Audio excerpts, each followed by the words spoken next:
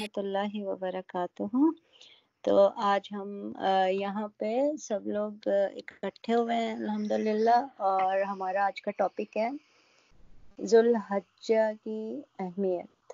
تو ذوالحجہ جو ہے وہ اسلامی کیلنڈر کا آخری مہینہ یعنی 12واں مہینہ ہے، اور یہ جو ہے 4 حرام مہینوں میں، حرمت والے مہینوں میں شامل ہوتا ہے۔ اللہ تعالیٰ نے اس کو یعنی کہ جو 4 مہینے حرمت والے قرار دیے ہیں وہ اس میں شامل ہیں۔ تو سورہ جو ہے الفجر وہ سٹارٹ ہوتی ہے اللہ تعالیٰ کی اس قسم سے، والفجر ولیال عشر والشفع والوتر، کہ اللہ اپنے قسم کھاتا ہے فجر کے ٹائم سے اور ان 10 نائٹ کی، 10 راتوں کی۔ تو اس سے ہمیں پتہ چلتا ہے کہ اس 10 دنوں کی کتنی زیادہ اہمیت ہے، کتنی زیادہ پہلے 10 دنوں کی ذوالحجہ کے اہمیت اللہ تعالیٰ نے رکھی ہے، اور اس میں نبی صلی اللہ علیہ وسلم نے ہمیں انکریج کیا ہے کہ زیادہ سے زیادہ ہم اچھے نیکیاں کریں، نیکیاں کمائیں، اور اس کو بھی اسی طرح سمجھنا چاہیے کہ جس طرح ہم رمضان کے آخری عشرے کو اہمیت دیتے ہیں، اسی طرح ان 10 دنوں کی اہمیت بھی بہت بڑی ہے۔ عموماً کیا ہوتا ہے کہ ہم رمضان کی آمد کے لیے تو بہت تیاری کرتے ہیں، بہت خوش ہوتے ہیں، بہت اس کو ایک ایکسٹرا یعنی کہ اہمیت دیتے ہیں، لیکن ہم بھول جاتے ہیں کہ ذوالحجہ کا مہینہ بھی اتنی ہی اہمیت کا حامل ہے۔ ذوالحجہ کے پہلے جو 10 دن ہیں وہ اتنی ہی اہمیت کے حامل ہیں جتنا کہ آخری 10 دن رمضان کے۔ تو اس لیے نبی صلی اللہ علیہ وسلم نے ہمیشہ اس مہینے کی اہمیت کے اوپر بات کی ہے۔ تو نبی صلی اللہ علیہ وسلم کی حدیث ہے کہ کسی بھی دن کیا ہوا عمل اللہ تعالیٰ کو ان 10 دنوں میں کیے ہوئے عمل سے زیادہ محبوب نہیں۔ تو انہوں نے یعنی صحابہ نے پوچھا کہ اے رسول اللہ، جہاد فی سبیل اللہ بھی نہیں؟ آپ نے فرمایا جہاد بھی نہیں، ہاں اگر وہ شخص جو اپنی جان اور مال کے ساتھ نکلے اور کچھ واپس نہ لے کر آئے۔ تو اس سے ہمیں پتہ چلتا ہے کہ یہ 10 دن اللہ کو کتنے زیادہ محبوب ہیں، کہ جو بھی ان 10 دنوں میں عمل کیا جائے گا وہ جہاد فی سبیل اللہ سے بھی افضل ہے۔ یعنی کہ جب جہاد پہ لوگ جاتے تھے، اسی لیے پہلی بات تو یہ کہ یہ حرمت والا مہینہ ہے، اور اس مہینے میں قتل و غارت، کسی بھی قسم کی لڑائی، کسی بھی قسم کا فتنہ، کسی بھی قسم کا فساد، خون بہانا سب حرام ہے۔ دوسرے انسان کی جان اور مال کی حفاظت ضرورت سے زیادہ اس مہینے میں فرض ہو جاتی ہے۔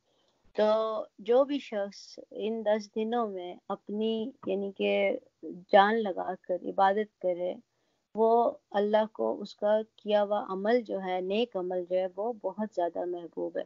ایک اور حدیث میں آتا ہے کہ کوئی دن اللہ تعالیٰ کے ہاں ان 10 دنوں سے زیادہ عظمت والا نہیں ہے، اور نہ ہی کسی دن کا عمل اللہ تعالیٰ کو ان 10 دنوں کے عمل سے زیادہ محبوب ہے۔ تو ان 10 دنوں میں زیادہ سے زیادہ اللہ کی تمجید اور تحلیل اور تکبیر کرو۔ تو یہ احادیث سے ہمیں پتہ چلتا ہے، اور سب سے بڑی بات کہ قرآن میں اللہ تعالیٰ نے قسم کھائی ہے ان 10 دنوں کی، یعنی کہ کتنی عظمت والے یہ 10 نائٹس جو ہیں، 10 دن اور 10 راتیں ہیں ہمارے لیے، جو کہ پہلی ذی الحجہ سے 10 تک، 10ویں تاریخ کو عید ہوتی ہے، تو 9 ذی الحج تک، یعنی کہ آپ کس طرح سے اس مہینے میں زیادہ سے زیادہ عبادت کر سکتے ہیں۔ تو اس کے لیے بھی ہمیں پہلے سے جو ہے تیاری کرنی چاہیے، پہلے سے پلاننگ کرنی چاہیے کہ ذی الحجہ کا مہینہ آنے والا ہے۔ اب انشاءاللہ 2-3 دن منڈے سے پروبیبلی ہمارا ذی الحجہ شروع ہو جائے گا، تو ہمیں تھوڑی سی پلاننگ کر لینی چاہیے کہ ہم کس طرح سے ان 10 دنوں کو گزاریں گے۔ تو یہ 10 دن کے اندر بہت زیادہ بلیسنگ اور بہت زیادہ یعنی اللہ کی رحمت ہوتی ہے، اس کی بہت زیادہ فضیلت ہے۔ تو ہمیں اچھا سا ایک پلان بنا لینا چاہیے کہ ہم نے کیا کیا کرنا ہے۔ تو سب سے پہلے جو اس ذی الحجہ میں کرنے کی کام ہے، سب سے ریکمینڈڈ جو مستحب جو سٹیپ ہے وہ یہ ہے کہ ان 9 دنوں میں روزے رکھے جائیں، کیونکہ یہاں اس کے بارے میں ملٹیپل حدیث بھی ہیں۔ نبی صلی اللہ علیہ وسلم نے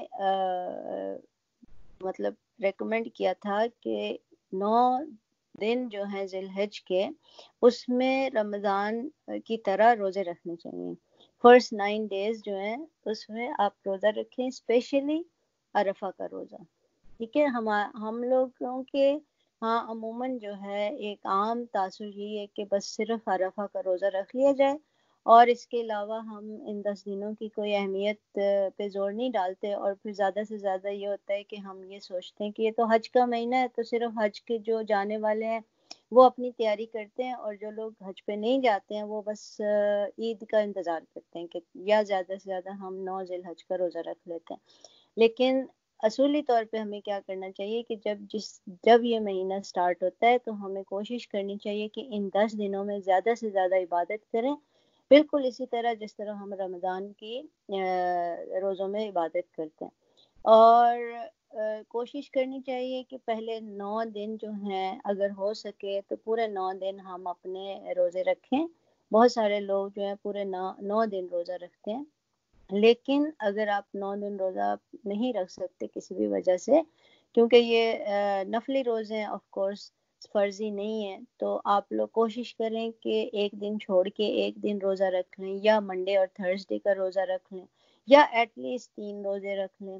اور اگر یہ بھی نہیں ہو سکتا تو عرفہ کا روزہ تو ضرور رکھیں۔ عرفہ کا روزہ رکھنے کی بہت بڑی اہمیت ہے کہ اللہ سبحانہ و تعالی نے روزے کے بارے میں کہا کہ روزہ جو ہے وہ ایسی عبادت ہے جو اللہ تعالیٰ نے آدم کی اولاد پر فرض کی، اور جس کا اجر جو ہے وہ صرف اور صرف اللہ تعالیٰ دے گا، یعنی وہ اللہ اور بندے کے درمیان ایک عبادت ہے، کیونکہ آپ جب روزہ رکھتے ہیں سوائے اللہ کے اور کوئی نہیں جانتا آپ کی نیت، آپ کا تقوی، ہر چیز جو ہے وہ روزے کی حالت میں صرف اللہ جان سکتا ہے، تو اس لیے اللہ اس کا ریوارڈ دے گا۔ اور آپ یہ سوچیں کہ اللہ جب کسی چیز کا ریوارڈ دے گا یا اس کا اجر دے گا تو اپنی حیثیت کے مطابق دے گا۔ ہم اپنے دماغ سے سوچتے ہیں کہ ہم اپنی حیثیت کے مطابق سوچتے ہیں، لیکن اللہ کی اگر ہم اللہ کو اللہ کی وسعت کے حساب سے سوچیں تو اللہ کے پاس تو دینے کے لیے بے حساب اجر ہے۔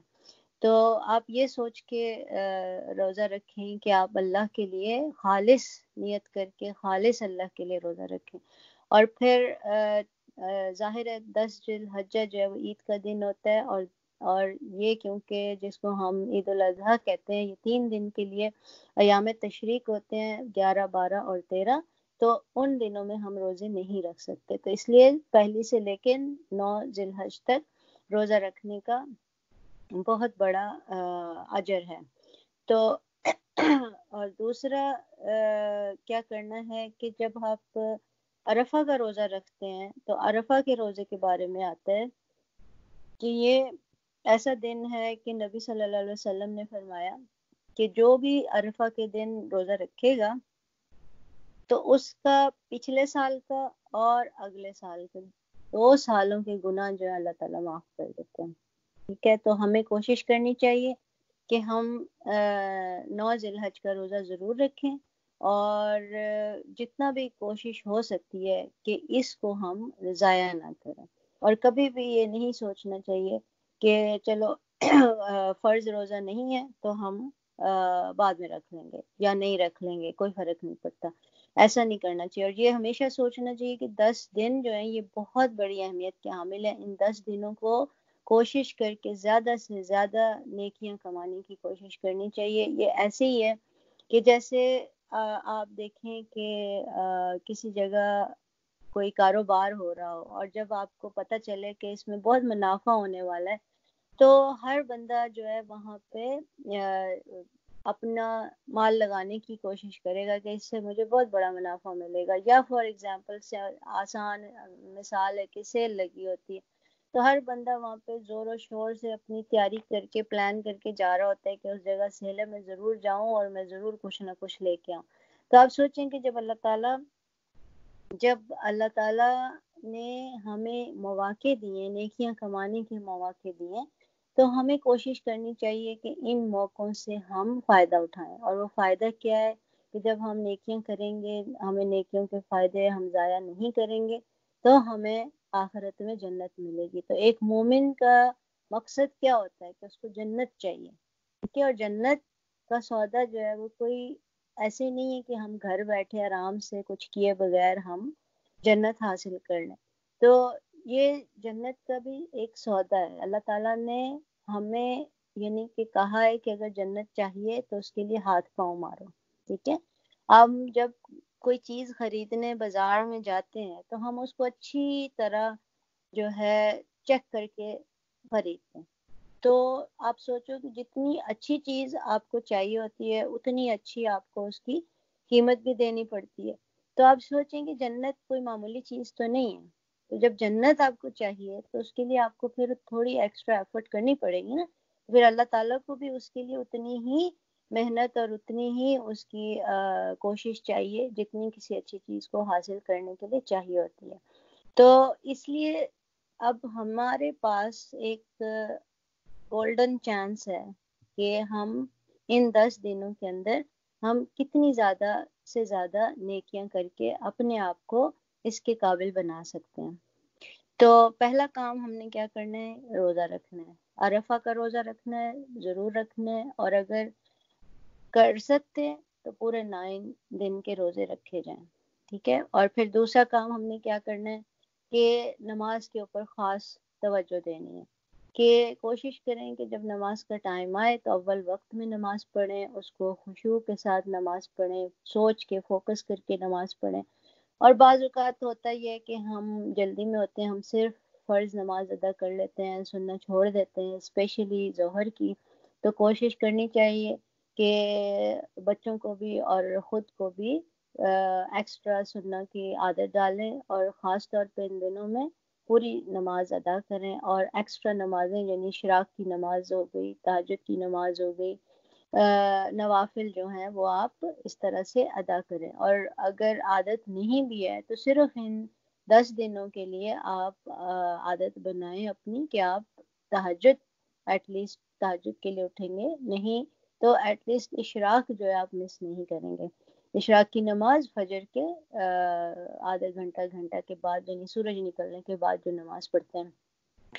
اور اس کا خصوصی یعنی کہ اہتمام کریں تاکہ ہم ان 10 دنوں میں 10 دن انسان کے کریکٹر بلڈنگ کے لیے بہت دن ہوتے ہیں. کوئی بھی چیز کی عادت بنانی ہو نا تو اس کے لیے 2 ہفتے کا ٹائم یعنی کہ ایک سائنٹیفک فیکٹ ہے کہ آپ نے کسی کو کسی چیز کی عادت ڈالنی ہو نا تو اس کے ساتھ 2 ہفتے تک کوئی کام کریں تو اس کو عادت پڑ جاتی ہے.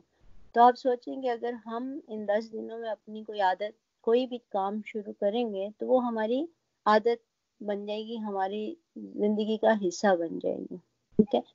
پھر تیسرا کام ہم نے کیا کرنا ہے کہ قرآن مجید کی تلاوت کثرت سے کرنی ہے. ہم ٹھیک ہے روزانہ قرآن پڑھتے ہیں لیکن اس 10 دنوں میں خاص طور پہ قرآن مجید کی کثرت سے تلاوت کریں اور کوئی نیا سبق یاد کریں، جو پرانا سبق یاد کیا ہوا ہے اس کی دہرائی کر لیں اور ترجمہ اور تفسیر کو پڑھیں، اس کو غور سے سنیں، غور و فکر کریں اس کے اوپر. اور جو کام آپ نے سیکھا ہے اس کو کوشش کریں کہ دوسروں تک پہنچایا جائے اور اس کے اندر حکمت رکھی جائے، ٹھیک ہے. دوسروں تک پہنچانے کا مطلب یہ نہیں کہ آپ زبردستی جا کے کسی کے سر پہ سوار ہو جائیں اور اس کو ڈانٹ کے اور غصے سے پڑھائیں، بلکہ پیار محبت سے حکمت کے ساتھ یہ کام کریں. اور ان 10 دنوں میں دوسرا تیسرا چوتھا کام کرنے کا یہ ہے کہ ذکر اور دعا بہت زیادہ ذکر اور دعا کا اہتمام کریں. اور ان خاص طور پہ جب ہم کہتے ہیں ذکر اور دعا کریں تو ہم نے یہ دیکھنا ہے کہ ہمارے لیے کیا چیز ریکمینڈیڈ ہے. تو سب سے زیادہ ضروری جو ہے تکبیرات ہیں، جو ہم عید کے دن تکبیرات پڑھتے ہیں. وہ جیسے ہی ذی الحجہ کا مہینہ سٹارٹ ہوتا ہے تو ان 10 دنوں میں زیادہ سے زیادہ تکبیرات پڑھیں، اور وہ تکبیرات آپ لوگوں کو یاد ہوں گی جو عید کے دن پڑھتے ہیں، اللہ اکبر لا الہ الا اللہ اللہ اکبر وللہ الحمد۔ دوسری تکبیر ہے اللہ اکبر کبیرہ والحمد للہ کثیرہ وسبحان اللہ بکرۃ واصیلا۔ یہ اسپیسیفک تکبیر ہیں جو کہ ذی الحجہ میں پڑھی جائیں گی۔ تو آپ کوشش کریں کہ دن میں کسی بھی ٹائم پہ، جب بھی آپ کاموں میں بزی ہوں، کھانے میں بزی ہوں، صفائی میں بزی ہوں، یا جسٹ آرام کے لیے بیٹھے ہوں، تو آپ عادت بنائیں کہ ان 10 دنوں میں یہ تکبیرات ضرور پڑھیں گے۔ اور اس کا سب سے آسان طریقہ یہ ہے کہ آپ اس کو کسی پیپر پہ لکھ کے سامنے دیوار پہ لگا لیں تاکہ آپ کو بھولے نہیں، ٹھیک ہے؟ تو جب بھی آپ گزرے وہاں سے تو آپ کو یاد آئے گا کہ ہاں آپ نے یہ تکبیر پڑھنی ہے۔ تو اس سے آپ کو ایک ریمائنڈر بھی رہے گا کہ آپ نے تکبیرات پڑھنی ہے، کیونکہ انسان ویسے تو اللہ اکبر کرتا ہی رہتا ہے، الحمدللہ کرتا ہی رہتا ہے، لیکن یہ سننا ہے کہ آپ ان تکبیرات کو پڑھیں اسی طرح جس طرح نبی صلی اللہ علیہ وسلم نے سکھائی ہیں، اور ان کو گھروں پہ، باہر جاتے ہوئے، گاڑی میں بیٹھتے ہوئے، ہر جگہ پہ اس کو پڑھا جائے۔ تو کیونکہ صحابہ کرام جو تھے جب دن آتے تھے ذی الحجہ کے تو وہ کیا کرتے تھے کہ بازار میں، مارکیٹ میں، کہیں پہ بھی پھر رہے ہوتے تھے تو وہ وہاں پہ تکبیرات پڑھتے تھے، ان دنوں اونچی آواز سے پڑھتے تھے۔ تو ہمیں بھی یہ کوشش کرنی ہے کہ ہم ان تکبیرات کو سامنے کہیں لگا لیں تاکہ ہم زیادہ سے زیادہ ان کو پڑھ سکیں۔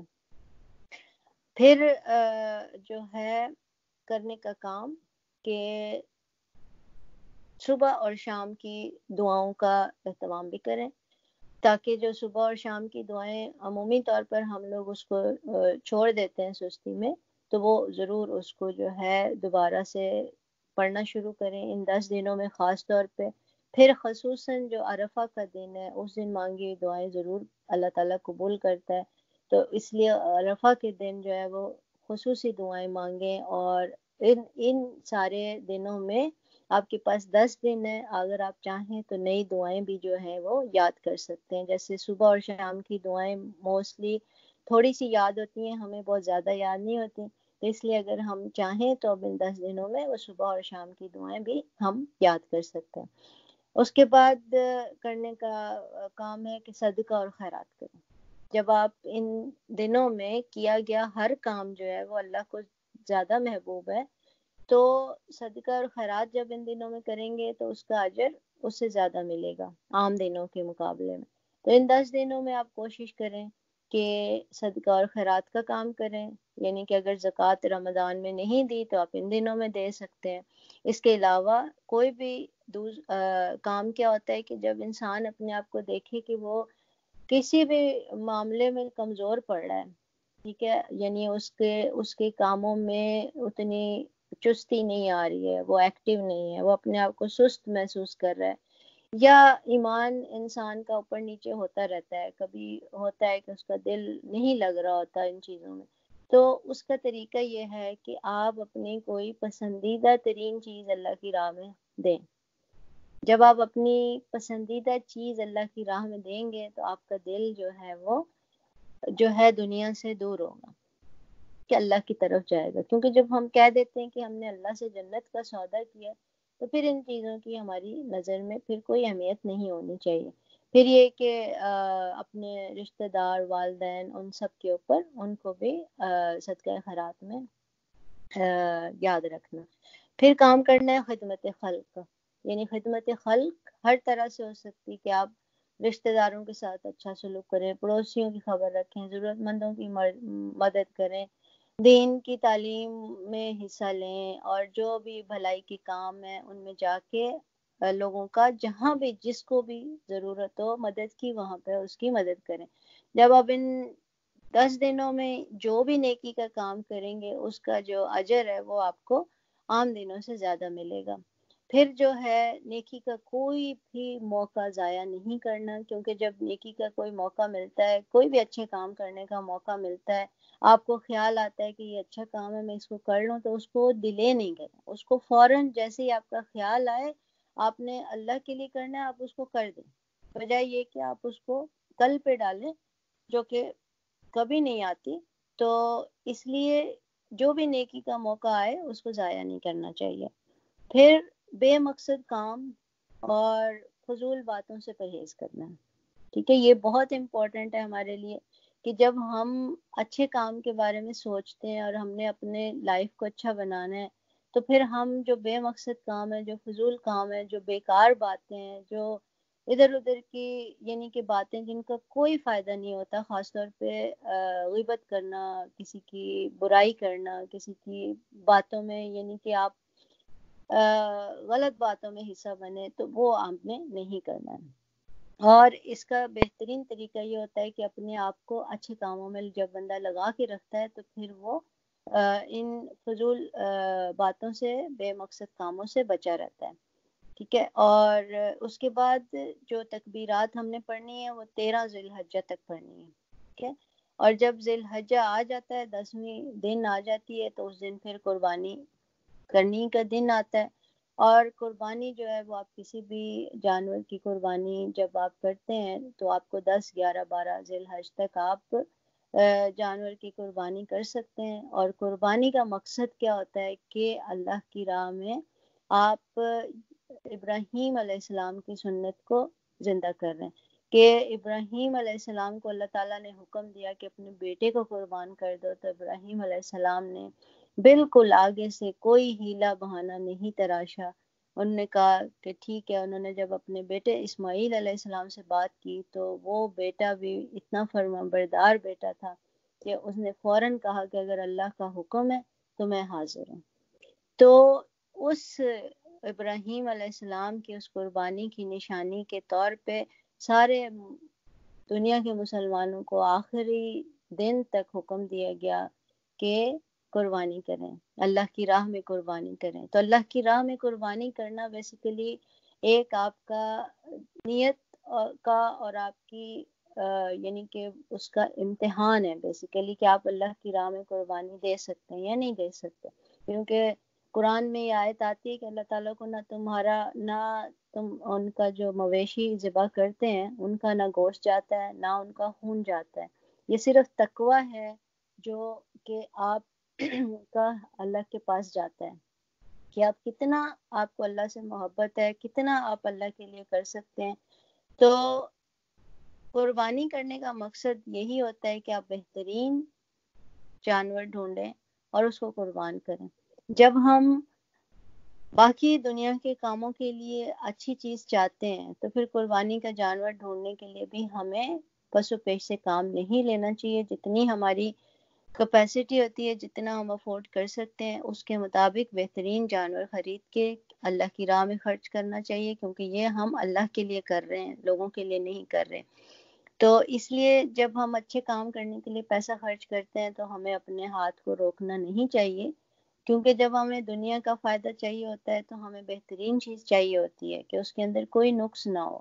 ہم ایون فروٹ اور سبزی خریدنے بھی جاتے ہیں تو ہمیں ہوتا ہے کہ ہم کوئی داغ لگا ہوا پھل یا داغ لگی سبزی نہ خریدیں. تو ہم یہ کیسے کر سکتے ہیں کہ کوئی ایسا کمزور سا جانور خرید کے اللہ کی راہ میں قربان کریں. تو قربانی بیسیکلی اللہ کی راہ میں ایک یعنی آپ کی نیت کا, آپ کے ایمان کا, آپ کے تقوی کا امتحان ہے. تو اس لیے قربانی کو ہمیشہ خوش دلی سے اور کھلے ہاتھ سے کرنا چاہیے. اور اس کے علاوہ جو ہے قربانی کر دی اور اس میں آپ نے چیزوں کا جو ہے بس یہ دھیان رکھنا ہے کہ جانور جو ہے وہ نہ ہو, کسی بھی قسم کا اس میں نقص نہ ہو. اور جو لوگ حج پہ جا سکتے ہیں وہ ڈیفینیٹلی آف کورس حج پہ جاتے ہیں. جو یہ ان لوگوں کے لیے ہیں جو حج پہ نہیں جا سکتے تو وہ 9 ذی الحج کا عرفہ کے دن روزہ رکھتے ہیں. اور آف کورس حج سے بڑھ کر تو کوئی اچھی ڈیڈ نہیں ہو سکتی, کوئی اچھا کام نہیں ہو سکتا.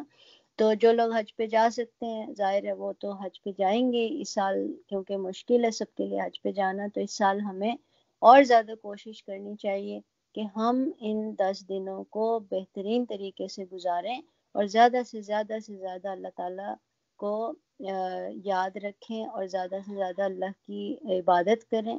اور عبادت خالی مسلے پہ کھڑے ہونے کا نام نہیں ہے. عبادت جو ہے اچھے کام کرنے کا، اچھے لوگوں کی ہیلپ کرنے کا، ہر چیز کا نام ہے. جس طرح ابراہیم علیہ السلام کی دعا پڑھی جاتی ہے کہ ان صلاتی و محیای و مماتی للہ و رب العالمین، کہ میرا جینا، میرا مرنا، میری نماز، میری قربانی، میرا جینا، میرا مرنا سب کس کے لیے ہے؟ اللہ کے لیے.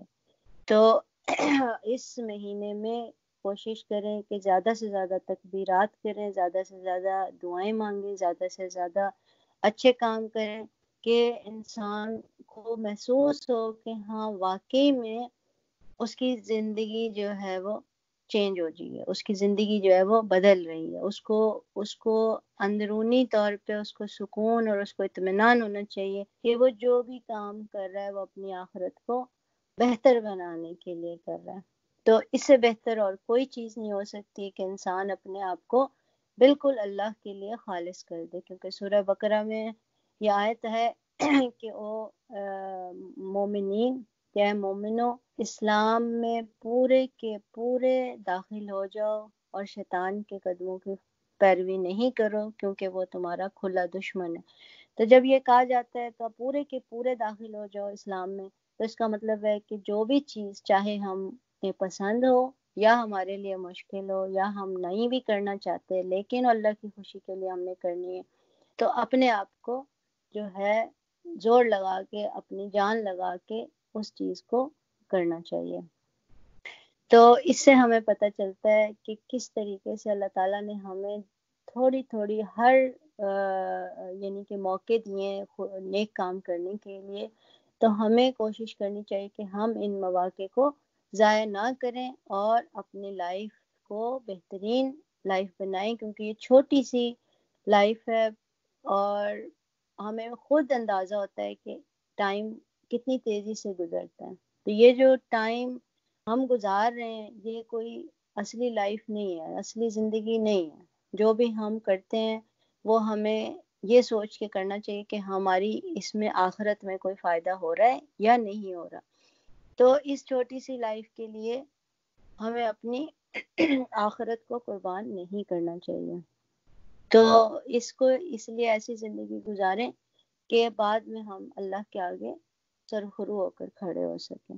اور یہ صرف قرآن اور دعائیں صرف اس لیے نہیں ہیں کہ ہم کبھی کوئی موقع آئے شادی کا، غمی کا، خوشی کا تو ہم پڑھ لیں، ورنہ ہم اس کو شیلفوں میں رکھ کے بیٹھ جائیں.